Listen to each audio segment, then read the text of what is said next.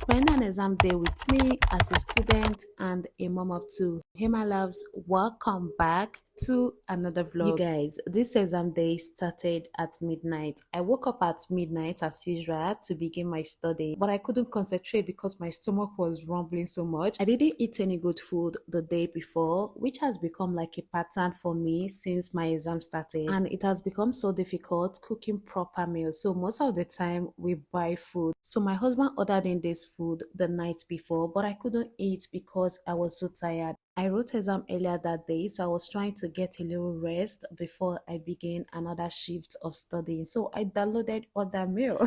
And after I was done, I continued from where I stopped. But guys, guess what? I was so tired to even concentrate. The only thing I wanted to do was to lay down and sleep, but I managed till a few minutes past 3 before I finally crashed. And then 5:30, I woke up to begin another phase. This time, I headed straight to the kitchen so I can begin prepping the kids' school lunch. So at first, I wanted to make yam porridge, but along the line, I just decided to switch things up because I don't have strength to argue with my kids.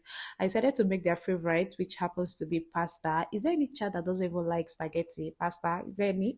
I don't think so. Of course, I made jollof spaghetti, which is the easiest meal to prepare as long as you have stew. Okay. Anyways, that was ready. I portioned for them in their food flat, and in no time, they joined me in the kitchen. Their dad had prepared them for school. For breakfast, I made Tom Brown for them. Or is that green pap? I can't even remember at this point, but it should be either of those. And honestly, my kids are very fond of them. But we move. The thing is, Tom Brown is very nutritionally packed, including green pap as well. So there's no way I would remove both of them from their diet completely. Anyways, I finally figured out a better way to incorporate both of them into their meal without them noticing. I'll be sharing some of the recipes soon.